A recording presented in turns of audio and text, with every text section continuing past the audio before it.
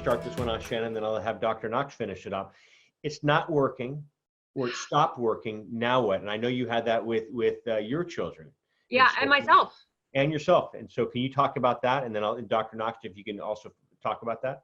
Absolutely.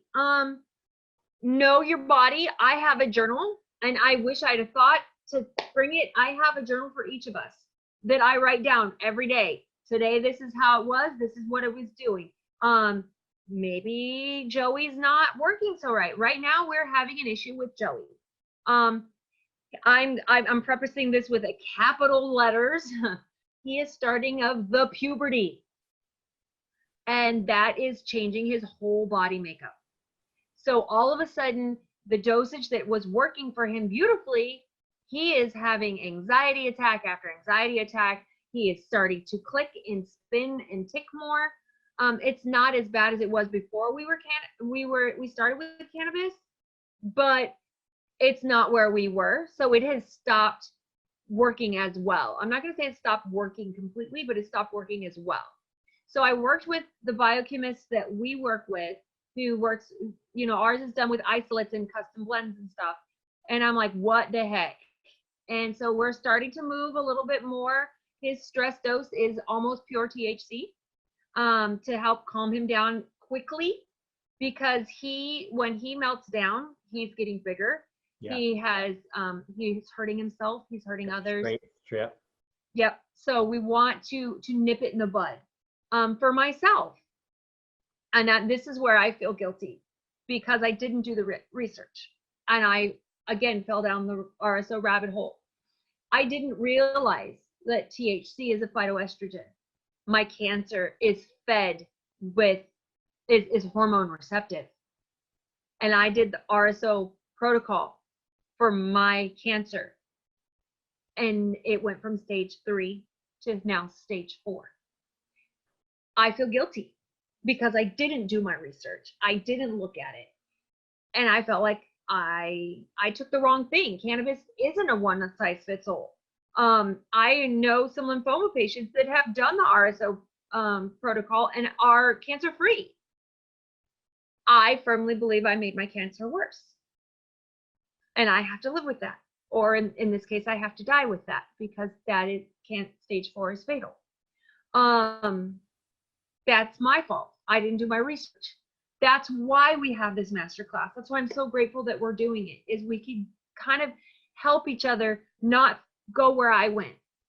I spent 6 weeks, for lack of a better word, stoned out of my head, because I felt I needed it. I didn't do the research. I didn't talk to the doctors. I thought I knew all of it because I dealt with the stuff with my kids. And I'd had a family member with lymphoma who had done this. So I just one size fits all treated myself that way. Wasted a lot of money. And I believe I've taken 40 years off of my life now because of it. We're here for you. You have a lot of support, and I appreciate you always coming on and telling your story with a smile. Earlier when we got on, I just said, you're super mom because you're always with a smile. And I know there's times you don't want that smile is not there, but I'm this smile is not always on. And I have friends that have known me forever, and they said, we miss your smile, and we're seeing your smile coming back. And it's tough, and I've gone through a lot. And so thank you for sharing your story. Dr. Knox, before we get on opening the lines with more questions, do you want to add to I do. And I really feel for you, Shannon. My mother died over 30 years ago with breast cancer. I also lost a son to anoxic brain damage. And I will tell you what I know now. If I had known then, I probably would have went to jail to get my parents, my mom, this product, or my son. But with that being said, that's why we call ourselves endocannabinologists. We look at the physiology, we look at what receptors are involved, and try to match the correct cannabinoid for the tissue diagnosis. Breast cancer has 3 different categories: HR2 positive, the estrogen positive, progesterone positive, and triple negative. Triple negative is the most difficult to treat cancer. Breast cancer, and you're absolutely right. Some of those cancers, and it's dose dependent, will increase with THC. Breast cancers in total, we have what we call lead cannabinoids and minor cannabinoids. The lead cannabinoids in breast cancer is CBD first, CBG, then THC, and throwing some terpenes in there that help along the way. So we look at specifically, talking about fine tuning the medication. This is how we fine tune it. We look at the tissue, we look at the receptors involved, we treat the physiology and try to correct those problems, whether it's cancer or diabetes or autism or Parkinson's. When we have a patient that's doing well on a certain ratio or a dosage, we teach them to know exactly which cannabinoids, which terpenes are they using. Keeping a journal is great because they'll follow that along. If they do start to change, and we see that with kids who are treated for seizures and high CBD levels, sometimes we have to take them totally off that CBD, give them what we call a canication. So those receptors that have now down-regulated can up-regulate again, and we can start the process over. So we can give them a canication, get the ECS to recover, or we can change the ratio.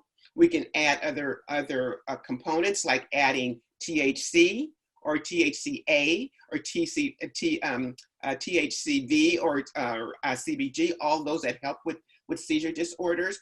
And I can't leave out those terpenes. Adding linalool will increase the way that CBD will act in a seizure patient. Mm-hmm. So once again, it depends on what we're dealing with, the disease process, how long they've been taking it, how they've taken it. The method of intake becomes really important. We label, we call that label, but layer a lot of treatments. So they're using 2 different ways, whether it's sublingual or an edible or suppository and sublingual, we're going to combine to get consistent blood levels so that we can hit that disease process. It's very rare that we have to put patients on canications, but a canication may last 2 to 3 days and ready to start over again. So we're once again, we're looking at the entire patient. We're approaching them at the cellular level. So we're not looking top down. We're looking how we can correct bottom up by looking and being specific with their tissue diagnosis or their diagnosis and matching cannabinoid profiles and terpene profiles along with the milligram content and the ratio that we're going to use.